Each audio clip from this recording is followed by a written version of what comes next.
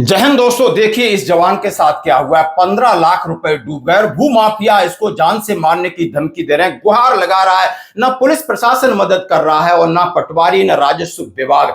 आखिर ये कह रहा है हम कलेक्टर के सामने जाकर के यानी अपना जीवन समाप्त कर लेंगे, मेरी ड्यूटी J&K में लगी, मैं वहां से आ रहा हूं।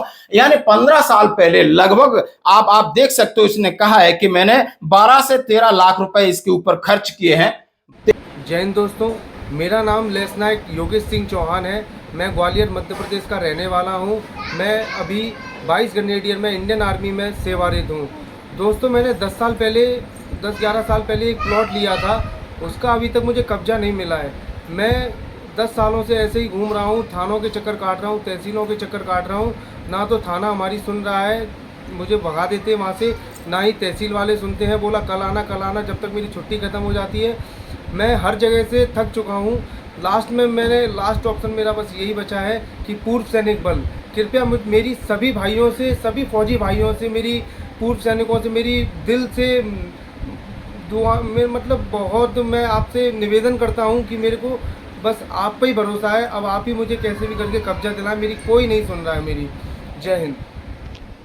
13,60,000 रुपए का एक प्लॉट लिया है, मैंने रजिस्ट्री कराई है और नामांकन कराया, लेकिन कब्जा के लिए यहाँ भूमाफिया आ रहे हैं, कह रहे हैं ये जमीन पुश्तैनी हमारी है और हमने ये जमीन बेची नहीं। आखिर इस जवान का कसूर क्या है? वर्दी में ये गुहार लगा रहा है। भला हो यहाँ ग्वालियर चंबल संभाग के पूर्व सैनिकों का संगठन पहुंचता है। आप देख सकते हो अरविंद सिंह तोमर हैं, जयदीप जो फौजी सरकार हैं, जयदीप राजावत हैं, उनके सहयोगी जाकर के किस तरह दोस्तों वहां पर बात भी कह रहे हैं और ताकत का भी प्रयोग की बात कह रहे हैं कि आप सैनिकों को इस तरीके से आप दबा नहीं सकते। आखिर इसका कसूर क्या है?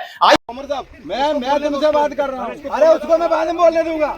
अरे किसी लिए बोलने दूं? 14 साल से कहा तुम कह दे तुम कोर्ट में लगाए सर। 2014 क्यों नहीं जानते तुम फौजियों को बेवकूफ समझ रहे हो? ठगाई करने के लिए आए हो यहाँ पर, तुम सब मिले हुए हो। अब वो आप कोर्ट में साबित करा देना। जाओ ना कोर्ट में, जाओ कोर्ट में जाओ। आप नहीं रोक सकते मुझे, प्रशासन रोक सकता है। आप कैसे रोक सकते हो मुझे? आपके क्या अधिकार है? मेरी जमीन है।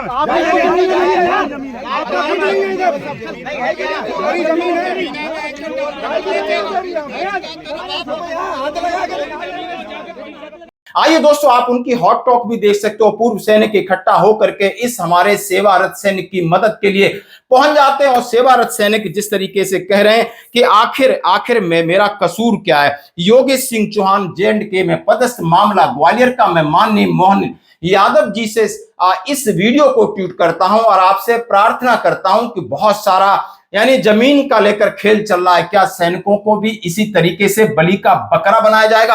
अरे सैनिक के पास एक ईमानदारी के आप 13,60,000 रुपए उसने किस किस तरीके से जोड़े होंगे?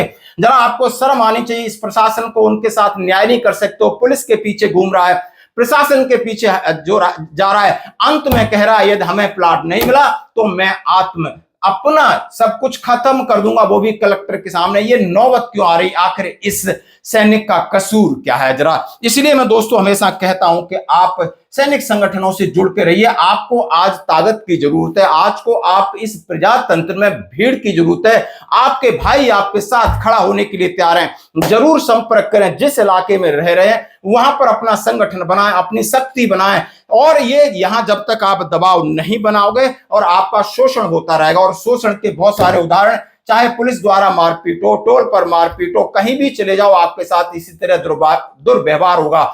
ये शहादत और ये आपकी देशभक्ति सिर्फ इनके लिए राजनीति करने के लिए, मनोरंजन के लिए, लेकिन आपके इनके अंदर क्या बैठा है, इनका जो शैतान है वो आपके सामने आ गया है। तो दोस्तों इनके न्याय के लिए आप इस वीडियो को ज्यादा से ज्यादा शेयर करें, माननीय डॉक्टर मोहन यादव को ट्वीट करें, राज्यपाल को ट्वीट करें और अपनी प्रतिक्रिया दें कि ताकि इस बच्चे को यानी इस शैलेंद्र चौहान, योगेश चौहान को न्याय मिले, जो कि जम्मू कश्मीर से आज वर्दी लगा के दर बदर की ठोकर खा रहा है और इतना मजबूर और उसको पस्त कर दिया है कि वो कह रहा है कि अब हमारा सब कुछ खत्म होने वाला है, वो भी कलेक्ट्रेट के सामने। धन्यवाद।